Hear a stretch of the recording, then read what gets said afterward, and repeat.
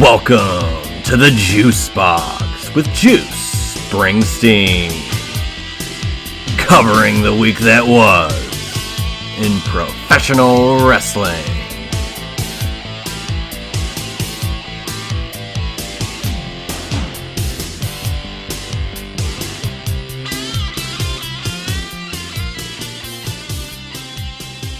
It is the middle of summer. At least it feels that way. I know that it just began this past week, but I will tell you this, it's hot as hell out there. And here in the Juice Box, it is steamy beyond belief. But we're not even talking about SummerSlam. We got one show already done in June with Money in the Bank. We're adding another one. Joining me, Josh Isenberg here for the PLE prediction show of Night of Champions from Riyadh, Saudi Arabia. Josh, welcome into the Juice Box. Is it as hot as, where it is, where you are, as it is here? Oh, yeah. I mean, we only live like 9 minutes away from each other, so I'm pretty sure it's going to be the same temperature. But it's Tuesday here. Where is it there? Oh, it's how's it there? No, yeah, it's hot out, but I'm excited to heat up a little bit talking Night of Champions in Saudi Arabia. As we briefly mentioned, 6 matches on the card, and Night of Champions returns after a 1-year hiatus. There was no 2024 Night of Champions, so excited to talk about this one. Yeah, they kind of replaced it with King and Queen of the Ring, and now they said, let's just keep Night of Champions and add King and Queen of the Ring, although we have the finals of each of those respective tournaments happening at this show. Like you said, 6 matches. Very interesting card, to say the least.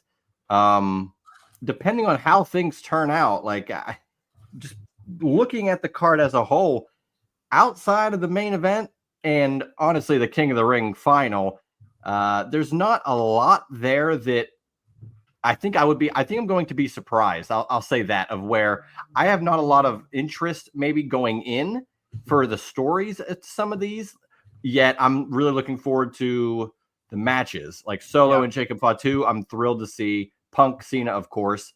Queen of the Ring is very intriguing to me. The other 2 matches they've added in are somewhat intriguing, but they not that they're thrown together, but it's it's just announced, so we'll see. But 6 matches. Looking forward to this one. Before we even touch on this, as always, and we've been doing this for a couple of months now, Juicebox is, of course, partnering with Pool Party Gaming. The wonderful folks over there have been doing some pick'em pools for WWE over the last few months. We did the Royal Rumble. We had a great turnout for WrestleMania, and we have continued that with a PLE specific rankings, to where you continuously put your picks in for each PLE, add the points up, and there's going to be a quote league champion by the end of it. So check it out at Pool Party Gaming on Twitter. You can always check Josh Isenberg, his Twitter. It's got all that in there as well, at Josh Isenberg 4, at Juicy Steen. Of course, if you've already been involved with Pool Party, with an email, they're going to send it out to you, making sure you get your picks in before the 1:00 Eastern time beginning of this show. Josh, it's been fun with Pool Party Gaming. Do you think you're going to win one of these days? I believe I got second place recently.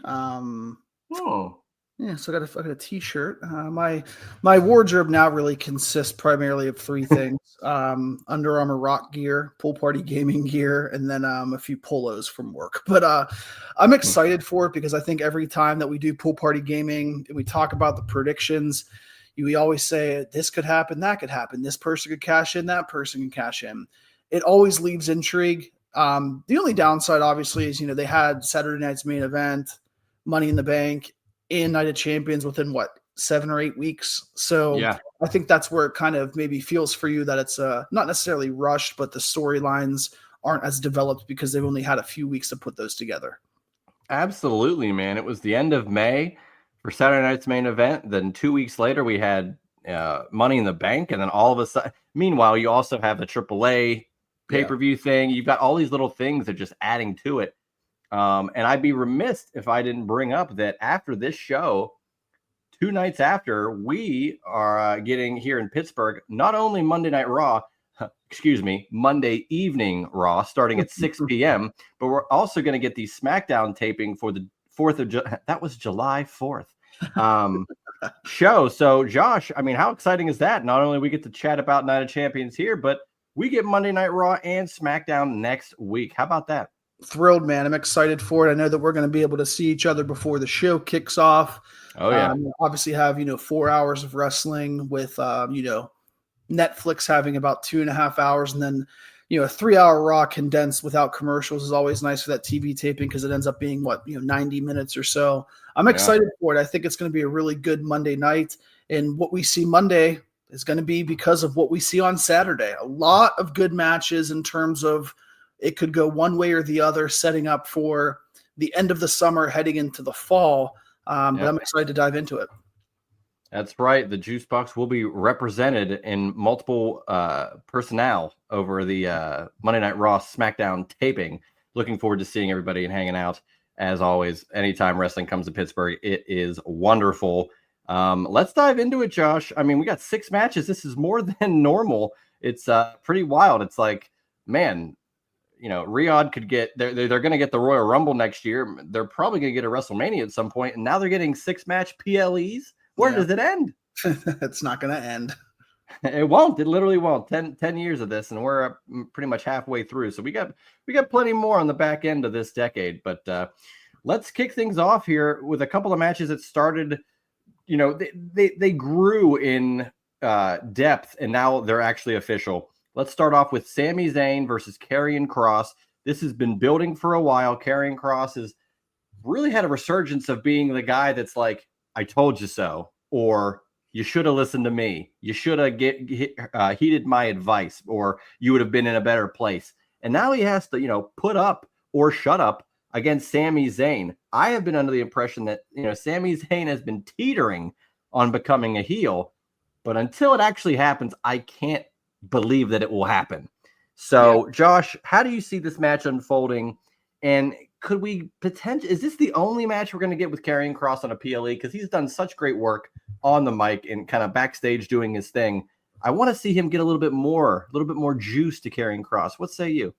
Yeah, I think that this could potentially be a stepping stone for him to be involved more in PLEs, especially with SummerSlam being 2 nights. More opportunities for individuals to get on the card. I don't love the 2 nights, but I understand it. To be honest with you, I think this is a great opportunity for him to take that step. He's organically gotten the crowd behind him, even though he hasn't really been in the ring aside from main event matches, which nobody sees. So it's an interesting dynamic because Sami is so well loved, and Kross, in a way, is getting loved by the crowd in a very organic way, like I mentioned. So I think Karrion should win this match, but this match, along with another one that we'll talk about, is a big opportunity for 2, quote, Triple H projects to take that next step into becoming more credible. Karrion Kross is a heel, even though he's getting cheers. So if he needs to cheat to win, he can do that, even a small distraction. And I think him winning does more for him and for Sami than Sami winning, because if Sami wins, then okay, Sami won. We've seen this song and dance before where he doesn't get to win the really big match, for a world championship or a number 1 contender spot for a world championship. But if he loses, then Sami's character is a little bit in limbo. And where does that go with Sami in a potential heel turn? So overall, Karrion Kross should win this match. I'm going to put my Pool Party Gaming prediction on Karrion Kross winning. I would have loved if this match happened on Raw just because I'm a big Karrion Kross fan.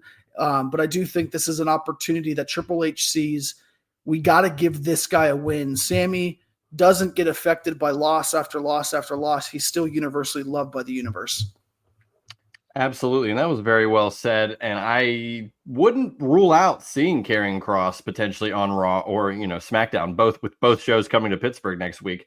There's a very decent chance you'll see him in one way or the other. Now, if he picks up a win, I absolutely could see him being featured on one of those 2 shows. And I actually will agree with you. I'm taking Karrion Kross in this match purely because Sami Zayn doesn't necessarily need it. And it's not that Karrion Kross needs the win, but I think his character would benefit way more by him kind of being like, I told you so. Yeah. I know what I'm doing, and I proved it to you. And now will you please listen? Like, let's see what's going on. And I think that's a very interesting dynamic to have Sami Zayn maybe second guess himself losing a match like this after the success he's had in his career thus far. And I know we're not going to get there just yet, but we're talking Riyadh already. And Royal Rumble's in Riyadh, and my early 2026 Rumble pick is Sami Zayn. So if you want to plant some seeds of I don't know if I can do it anymore.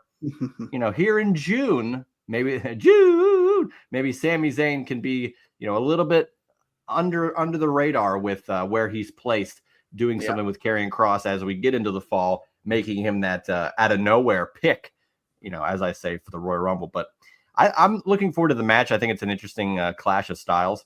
Yeah. And I'd be remiss if I didn't mention the canceled match, or postponed rather. Dominic Mysterio and AJ Styles will not be having a match for the IC title, unfortunately. I guess it will take place some other time down the line, but apparently Dom is injured and the match won't happen at Night of Champions. But I was kind of looking forward to that one. Yeah, I think that's going to be a good match overall. I think that one, I'm fine with that being canceled, because I think that story, however which way they go about telling that story, is a really good opportunity to give them 4, 5, 6 more weeks to tell the story. There's not really a reason, aside from AJ wants the Intercontinental Championship. There's no personal beef there.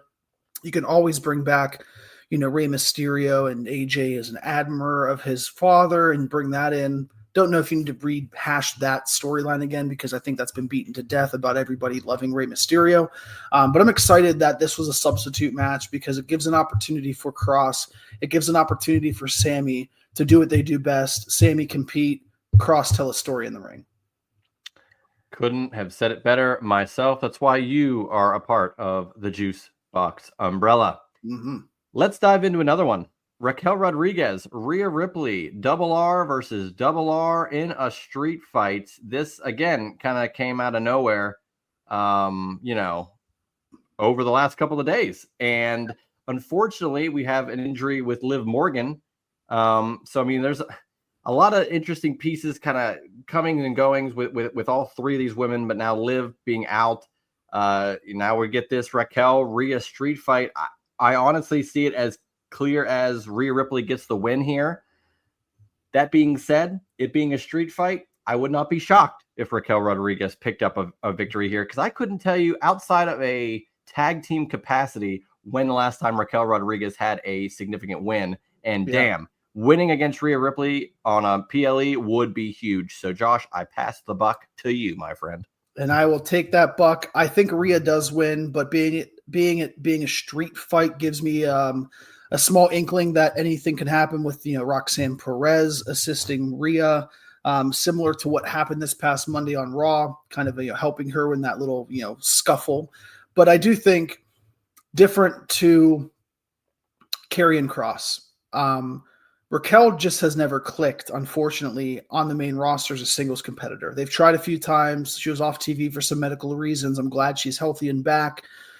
I just can't see Rhea eating the pin here, even though it being a street fight. This is also the other Triple H project that I've been talking about with Karrion Kross, always been a Triple H guy. Raquel, whenever she was in NXT, being a Triple H guy, kind of coming up in that rank. Yeah. But this is a little bit different, because I think there's nobody on the level of Rhea Ripley in terms of the women's division, and I just can't see her eating a pin against Raquel Rodriguez at this point. There's something about Raquel that hasn't connected with the crowd, and Karrion has that connection with the crowd. So that's why I think it's more feasible to see Karrion Kross pick up that big, maybe unexpected win than Raquel Rodriguez. Yeah, exactly. I think these two matches are almost one and the same, where I could see the other person, your Raquel or your Karrion, winning based on it being, a street fight in Raquel's case, or the fact that Karrion Kross has been proven right verbally. Now he can prove himself in a physical sense. But yeah, I tend to think Rhea Ripley wins. But, because of the street fight, piece of it, I would not be shocked whatsoever if Raquel got the victory. But I don't know what that would mean for Rhea, because now they're, Money in the Bank's over. She's not in the Queen of the Ring. So it's like, well, what does she do with SummerSlam coming up? Although in between there, you have a Saturday night's main event and the all women's Evolution PLE. So there's going to be a lot there, I'm sure, with Rhea going forward either way. Let's go into a title match. United States Championship on the line. Jacob Fatu versus Solo Sikoa. These two, kind of disbanded for real. Finally, at Money in the Bank, I hate you, Solo was what was uttered by Jacob Fatu finally. So, as much as maybe WWE didn't anticipate Jacob Fatu being a babyface, at least out of the people he's worked with up until this point, he is 1,000% a good guy, at least in the eyes of the fans. And I don't see this match going any other way than Jacob Fatu retaining the United States Championship. That being said, it's like sad that Solo Sikoa came in first, had a huge moment at Clash of the Castle a few years ago. Yeah. Very important piece of the bloodline growing for the first time. And now Jacob Fatu has not only surpassed him, but now has a championship and will likely defend that successfully against Solo. Josh, do you think there's any chance of an upset here, purely to get Solo that first true big win outside of John Cena in Saudi, of course? No. Okay. No. I think there's no chance, Manelli? I think there's no chance because I do think with 6 matches, I think at least 2 of them might have shenanigans involved, potentially 3. WWE does a good job at not having every match end in controversy, but they've done not a great job at that recently, where there's been a lot of outside interference, distractions. I don't think they're going to have this match. You could potentially have Solo Sikoa or not Solo Sikoa, his what's his name? Tama Tonga. Oh, yeah. You could have him come out and do something. I don't think you're going to see that. He might be outside, but he's not going to do much to warrant a big distraction for Jacob to win. I was surprised that this was put on Night of Champions, to be honest with you, because I think you could have gotten more at SummerSlam. Now, will there be a rematch at SummerSlam? Potentially, but you're going to have to do a lot more in terms of building a story between Jacob and potentially, Jimmy Uso together with Tama Tonga and Solo Sikoa at SummerSlam. Not necessarily a tag team match, but have those guys involved a little bit more. But it's way too early for Jacob Fatu to drop the championship. I mean, he's a couple of months in. I don't even know if he's had a championship defense. Has he? If he has, I wasn't watching it. Exactly, yeah. So I think Jacob picks up the win here. And this is just a continuation of what Jacob has been able to do on his own. Be a guy who doesn't need anybody else, even though he might find friends in Jimmy, but he is still his own self. And that's rare to see a bloodline member be part of a faction, but be so detached from that because they were naturally, entertaining. This is probably the first really Samoan that benefited immediately whenever he separated from the bloodline. When Solo did, it was fine. He had his new bloodline. Roman always had people behind him. Jay really got very popular. After he, left the bloodline, but it was really the reason of the bloodline coming back to him and him, at the Survivor Series event where people were like, okay, Jay's a good guy. He's helping out his family. Now's the time. I think Jacob has fast-tracked everything and everybody's expectations. I got Jacob winning this match. I do too. You brought up SummerSlam, and maybe there's something at Saturday Night's Main Event if there was some sort of rematch. But you brought up, maybe you'd wish this was not on the show. But if this was not on the show, there would only be one championship match on Night of Champions, which is sure. Maybe against their point, but. I think Jacob Fatu is going to win here. I just keep seeing him ascending to levels that WWE has thought the entire time. And maybe they thought that was Solo Sikoa, but unfortunately for him, Jacob Fatu has just burned past him and is really over with everybody and is really damn good. And that's not to say that Solo's not, but Jacob's got a certain charisma to him that really has elevated him quickly. And if anything, I'm looking forward to seeing how Solo matches up with Jacob. If he could put on just as good a show, hang with him in the ring, have a good match, then I think maybe Solo can rebound after kind of being put in the background for Jacob in the first place. Yeah. So looking forward to that. Let's get to some tournament action. Queen of the Ring tournament final. Winner gets the crown and a match for their respective brands' world title at SummerSlam. Let's start with the women. Asuka versus Jade Cargill. I mean, sometimes I say the easy money is the right money. I'm going to go with that. Jade Cargill wins Queen of the Ring and goes on to potentially win the championship, and maybe a former friend cashes in Money in the Bank.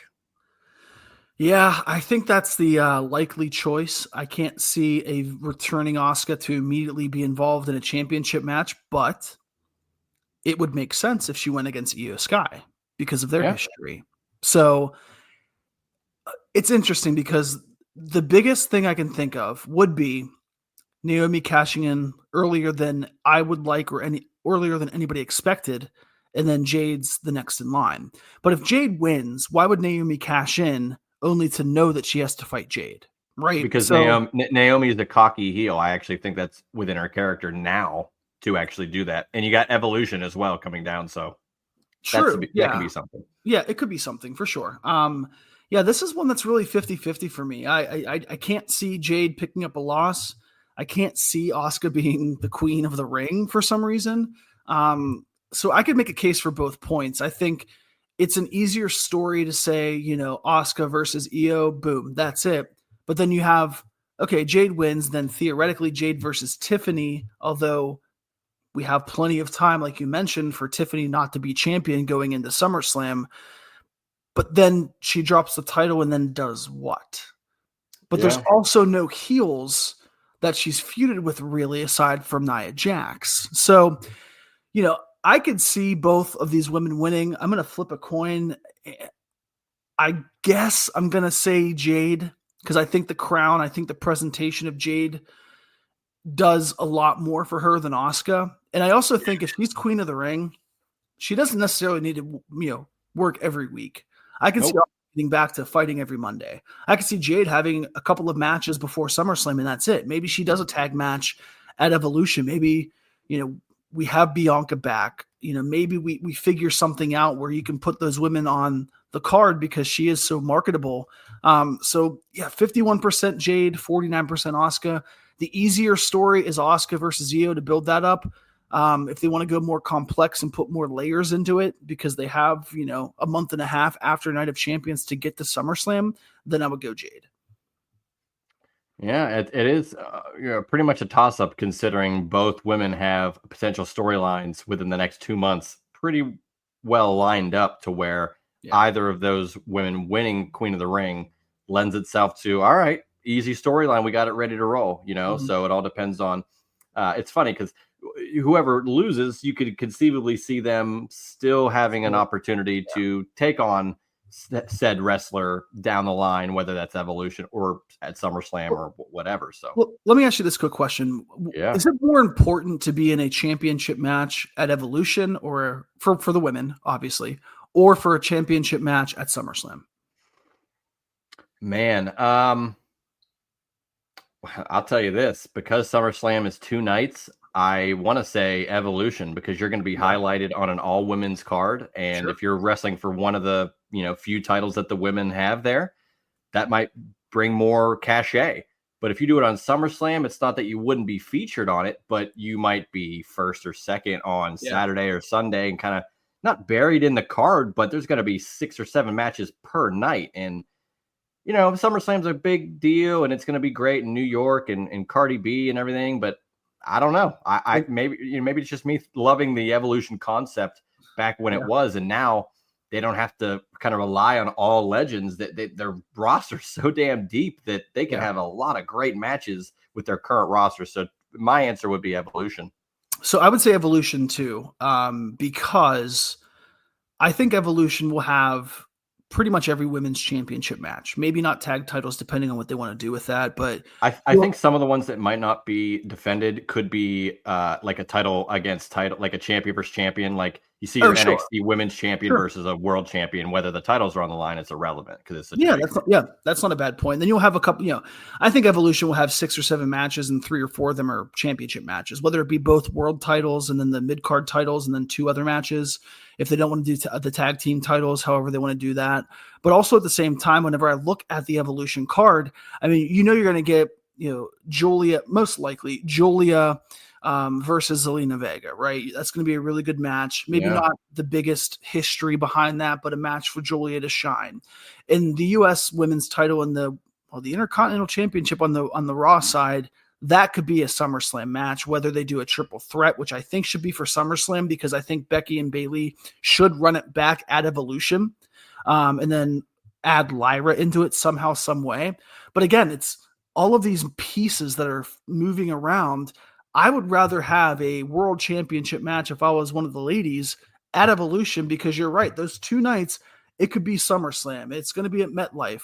But does that mean more? I don't think so. Like, you want to be involved. I'd rather main event a all exclusive pay-per-view PLE over the second or third match on a Saturday or Sunday. So I agree with you.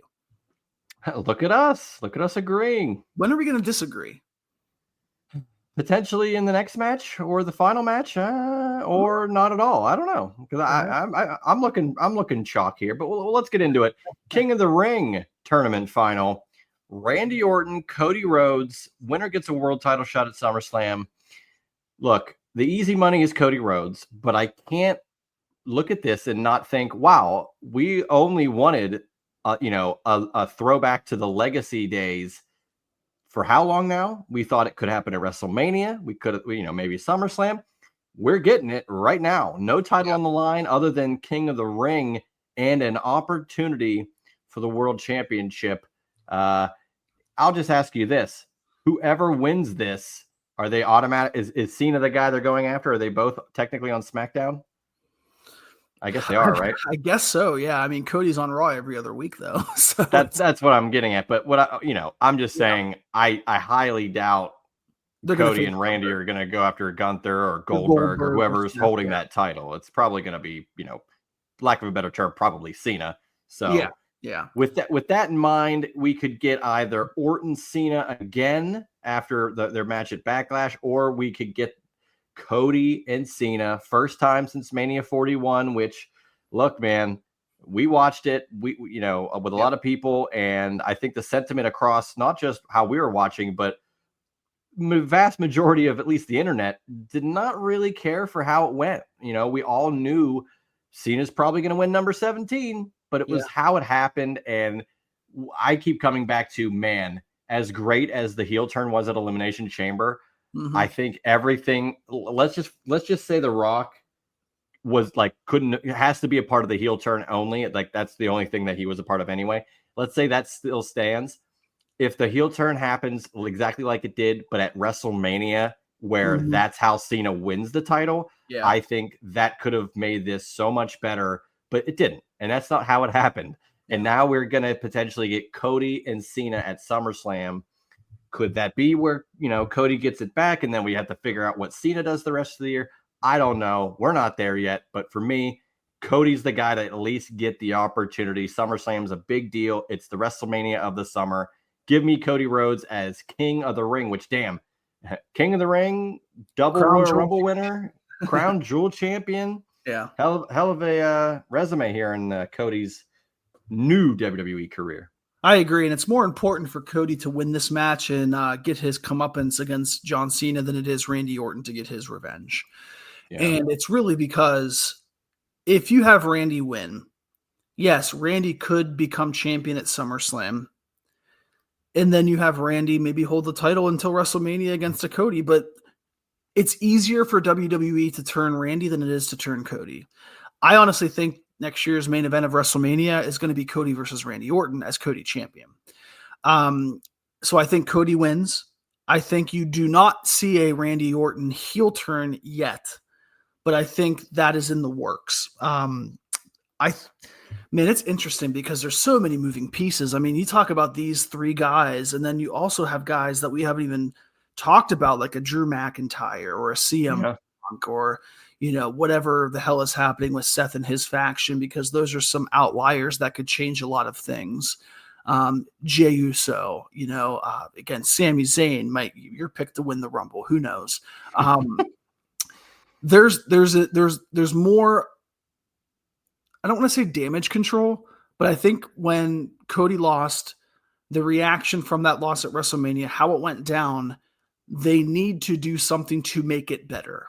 Yeah. They need to make you forget that. And just to throw it out there, whenever John Cena or, if he loses at SummerSlam, and again, I'm picking Cody, if he does lose at SummerSlam, I think, you have maybe 8 or 9 more appearances in the next 3 or 4 months.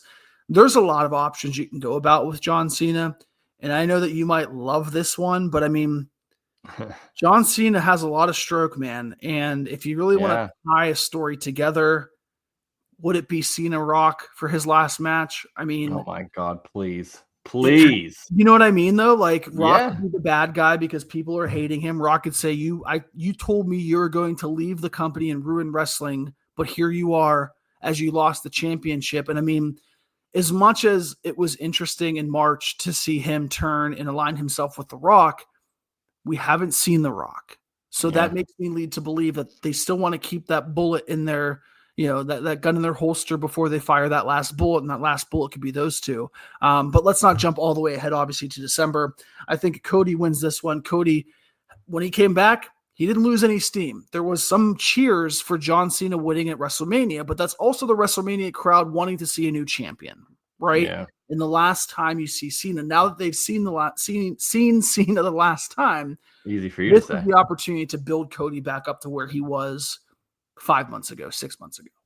I absolutely agree. And too late. I'm already thinking ahead to Rock Cena 3 in December because you make a perfect point there. Like, it's kind of annoying that they would, of course, play it off as like, oh, well, see, this was the plan the whole time. Yeah. But to be fair, look, if this all happens all year and we look back and go, wow, not only did The Rock have this happen in March, but he didn't show up, and whether whether it was a part of the plan or not, if the final goal ends up being a face Cena versus a heel Rock that is heel on screen, and then people are pissed off that he wasn't at WrestleMania and all these other things, that really lines up as an amazing final match for Cena. So I would be, of course, on board with that. And I think it'd be a great send off potentially for The Rock too, if he could get that done.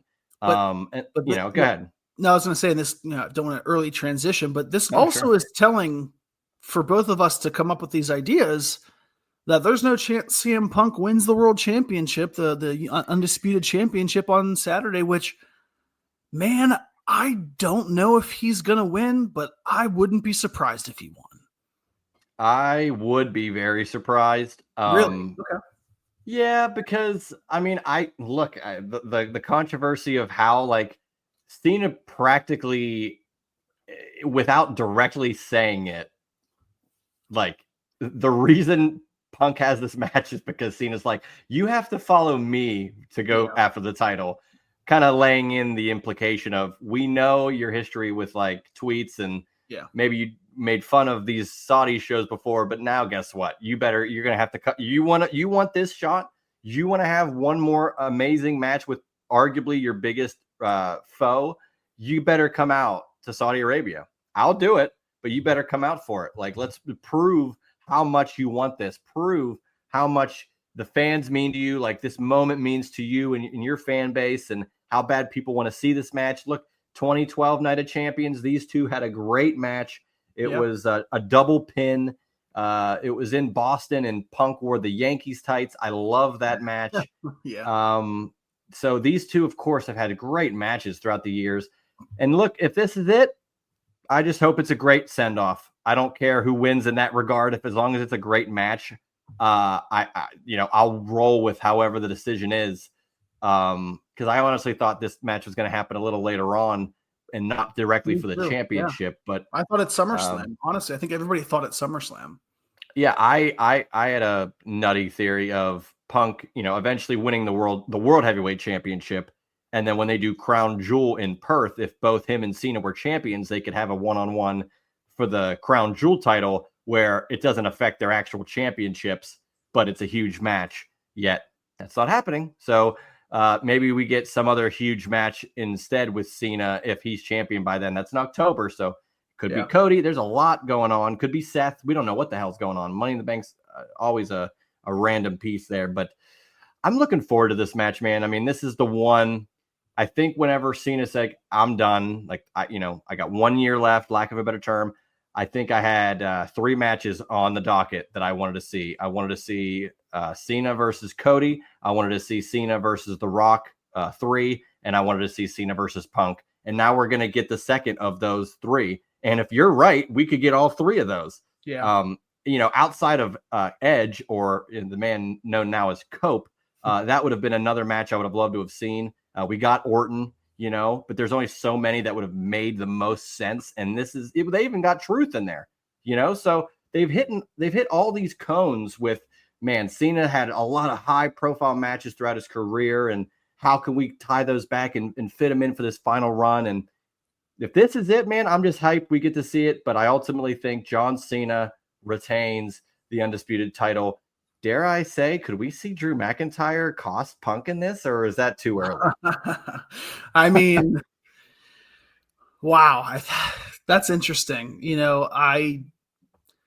I wouldn't hate he, is dressed up in a ref outfit or something, like Punk did to him and coming out and maybe hiding his hair somehow or whatever, He's also 6'5", so it's harder to think that he's not a referee. Yeah, Punk kind of has the build of a referee. He's a little taller, but he's not like Jack. So it was like, oh, okay. And they shot it in a way where he came into the ring from behind, so you couldn't really tell. Love that.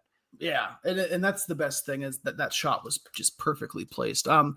Yeah, I mean, maybe Drew, but then you're going into SummerSlam again with a Drew Punk feud. I know. I think they've done all they could with those two guys. And I mean that in the most respectful way possible because they're Hell in a Cell match. True. Both guys at different times carried the feud. I mean, Drew carried the feud for 5 months, really, when Punk was injured. Yeah. And then Punk brought it back, for their SummerSlam match where he lost, ate the pin, with Seth as the special guest referee. Yeah, I think overall, Cena wins this match. I think Punk finds himself potentially in a world championship match still at SummerSlam. That's me thinking that Rollins will cash in before that.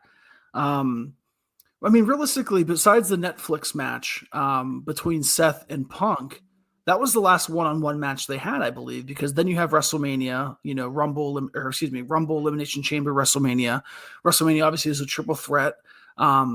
There's still a lot of meat on that bone because that feud was great, but there was never high stakes in that feud. Aside from the main event stuff, but there was never a title on the line. It was never a cage match, right? It was just a blood feud, Yeah. So what's not better than a blood feud, but what elevates a feud if you want to revisit it than a world championship?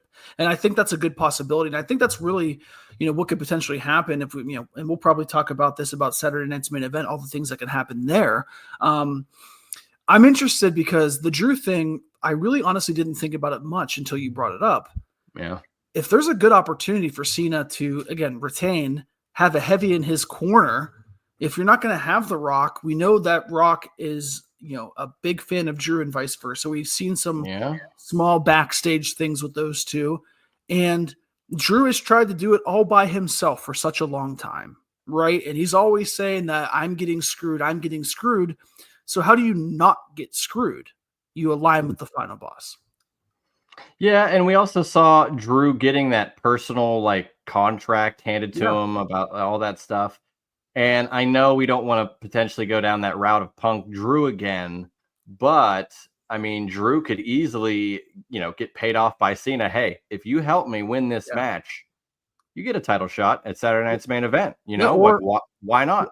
Yeah, or he can say, I'll retire in December and give you the champion. You know what I mean? Or not give you the championship because he wants to give you a title shot, something. But sets him up to be the next champion, basically. Yeah. So gives him any opportunity because the stroke that like you said he has. It's like, well, what could I do for you? I know you don't like this guy. I know you would do anything to ruin this. Or Drew, what do you want to do? Hired hand of The Rock to take out Cena. Well, now we're getting real crazy. Let's get bonkers. I really, this guy's bonkers. He really is. Bonkers. Now, don't you kids go and try that. You stay in school. But look, man, you're getting me juiced up for potential Rock involvement, even though I don't anticipate it. I just don't think it's gonna happen. But man. But there has to be some sort of finality with him in this. You'd think, and then again, it's the genius of pro wrestling where everything is a work in a sense to where if they pull it off, oh well, we planned for it. Okay, That's I okay. guess. That's But okay. yeah, it is fine. They As can long make as us they have believe it, I don't whatever care. they want. They can make us believe whatever they want, Juice. Look, I'm in agreement. I just have no faith. Fair enough. Okay. That's all. They had shirts printed out. The Rock has come back to Vegas, and he didn't even show up. Come on. Maybe So he like how maybe hit a bender at the Aria or the Link. Maybe he just was too busy. maybe he was at the Sphere. Heard a few You never people know. Watch it. That's right. And he set up WrestleMania again in Vegas. So maybe next year we get Roman Rock or Rock something. I don't know. Yeah, if they're going back there again, I think they have to have that last. Yeah, we said it for moment. 50 PLEs in a row. We've been like, all right, man, Rock's gonna have that final match. When is it? Yeah, he ain't getting any younger. So, but neither are we. So you're not wrong. Let me ask you this question though about the Night of Champions card. I think we're in agreement with a lot of things, right? A lot of winners, a lot of what is most likely going to happen. Then we sprinkle in our fantasy booking stuff. Is there a chance that either person cashes in? I don't think so. Or B, something unexpected happens that sets up for SummerSlam, aside from obviously the obvious winners of King and Queen of the Ring. Like, is there somebody, I mean, it could be Drew, like you mentioned. Is there something else that we're not seeing that we are forgetting about that we could potentially see kind of have the dominoes fall? Because, I mean, again, we have Saturday night's main event. I don't think a lot's going to happen there because they're going to really focus it around Goldberg. Yeah. But so, like, if something happens to set up a secondary match for Saturday night's main event, it's going to be because of what happens here, right? Because that's 2.5, 3 weeks away, whatever it is. Can you see something unexpected happening? I mean, look, I kind of stumbled into it with Drew, where you could get either, Drew and Cena versus Punk and Cody in a tag match, at Saturday night's main event. I think that could be something. That's a huge match. Implications, you get Punk and Drew to have that, even though, because I think both guys were like, look, that Hell in a Cell was probably as far as we're going to go. But I think you can still run back a tag match and it be no harm, no foul. Yeah. Naomi won't cash in. There's no women's title on the line, but I could see her interfering and preventing Jade from getting Queen of the Ring. And I don't think Seth is going to cash in on Cena, although I would like the tease purely to look. Maybe that could be it. Seth could do what he did at Mania 31, but tease, I'm going to make this a triple threat. Punk hates Seth Rollins' guts, gets distracted, Cena wins the match. Like that, I could see that happening as well. Because I don't see Punk winning the whole thing, at least not at this moment. I'd like to see Punk get a world title before his career ultimately concludes, but I don't think now is the moment. So, outside of those things happening, no, I don't. Maybe something in the Solo Jacob match with a Bloodline member maybe turns on Jacob, like they really show their alliance with Solo. I'm not sure, but looking forward to it ultimately. Yeah, for sure. The only thing that I had a very small thought about that could potentially happen, I would not do this, but I could see a potential reason to do it, is Randy turning. Again, he's so popular right now. I don't think they want to, but they really lack heels. With Cody, it's easy though. Exactly. Yeah. So even if Cody wins, he attacks him after the match. Gives him a punt. Yeah, because I don't. Yeah, exactly. And I don't think Randy's going to win. So I think the attack would be after the match. And the only reason I'm thinking about this is because I then think about what's going to happen at SummerSlam with the losers of the main matches. Okay. The Randy Orton, the CM Punks, the Sammys, those guys. It would kind of make sense to me if Randy turned heel, maybe not fully aligning himself with John Cena, but if you're looking for something for for CM Punk to do that's not Seth Rollins, if Seth Rollins does not cash in before SummerSlam, I wouldn't hate CM Punk going after the next company guy that was supposed to be the guy in Randy Orton. That story as well. I mean, aside from the WrestleMania 27 match, they really haven't done much in crossing paths with each other.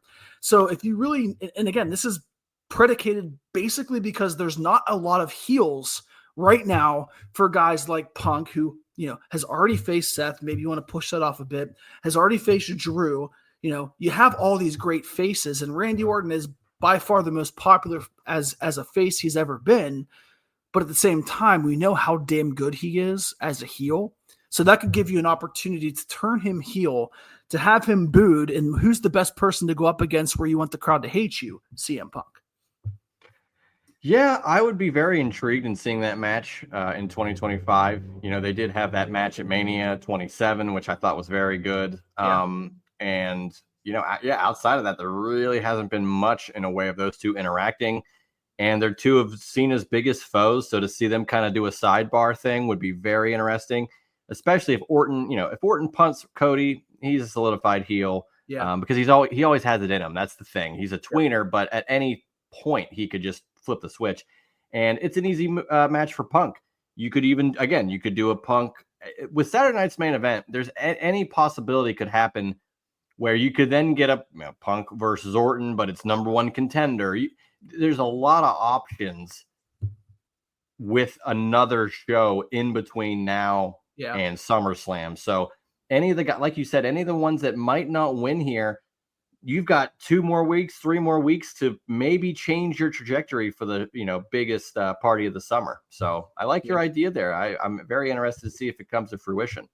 Yeah, I don't think it will, but I mean, it's just something to think about because, one thing Triple H I think has done a really good job of is building those mid-card storylines. I think Drew and Damian at WrestleMania was a really good match. I think they put a lot of time on it. It might not have been the absolute best, but then whenever you see these other main players who might not necessarily need to be involved in championship feuds, what do you do with them? And then again, you have all the other people. I mean, this roster is stacked, man. I mean, like, it's amazing to think that every PLE has 5 or 6 matches, and there's times where, like, this time you don't see Seth Bronson, Reed, or Braun Breaker, in it. You don't see Jimmy Uso. You don't see LA Knight. You don't see a lot of these pieces. AJ Styles is still there. Finn Balor, the Judgment Day. So they have so many people that, I don't mean this as disrespect, but they're mid-card guys who can make those mid-card stories feel like main event stories. And obviously an Orton Punk potential, if Orton turned, would be a main story heading into SummerSlam. Again, 2 nights, so you're going to have to fill out 12 matches. I agree. And you know what? All these things that you're bringing up, I think you might have to parlay that into a pool party gaming victory. One way. Well, I think you're already signed up, but you get to do this PLE prediction. Look, if you think you got something cooking for SummerSlam, you can do that there. Looking forward to Night of Champions, man. This is always a unique time of year where nothing really happens, but there's a lot of intrigue. I'll tell you that. A lot of intrigue at the top of the card. Even some of the other matches we talked about earlier on have some intrigue that I'm very curious to see. I'm always here to be what's next. Like what is next for the guys and girls that win or lose, whether this match is important or not now. The future is always unique and very important for me because that's how this thing goes. There's never an end, no break, no stoppage. There's no off season. All gas, no breaks. That's right. And I think Jacob Fatu will be having that same sentiment for the U.S. title. So before we close out, Josh, just overall thoughts of Night of Champions. Yeah, I mean, again, 2 main event caliber matches that could headline WrestleMania. Cody, Randy, Punk, Cena. Getting this at Night of Champions doesn't mean that we could never get it again, aside from Cena, at a WrestleMania. So this is a good pay-per-view PLE that is going to, again, adjust what happens at SummerSlam and potentially after. We always bank on War Games being exciting, but sometimes, some of the teams are thrown together, but luckily we've had Punk to kind of give us a few surprises to get us through that. And lastly, I don't know how, I don't know when, I don't know why, but we have to see the OTC within the next month. And I think that, he's not going to be at SummerSlam. So again, another big name to filter into the plans. I do not wish the creative job to anybody because it seems like you're trying to fit 20 pieces into 4 storylines and it's just incredibly difficult. But again, Money in the Bank, in my opinion, delivered, brought some intrigue. It's interesting to see what'll happen come Monday when you, me, Labar, the rest of the Juice Box Nation, or whatever you want to call them, are in Pittsburgh to watch Monday Evening Raw and then the SmackDown taping. But a good week of pro wrestling to come about for us. I'm excited for it.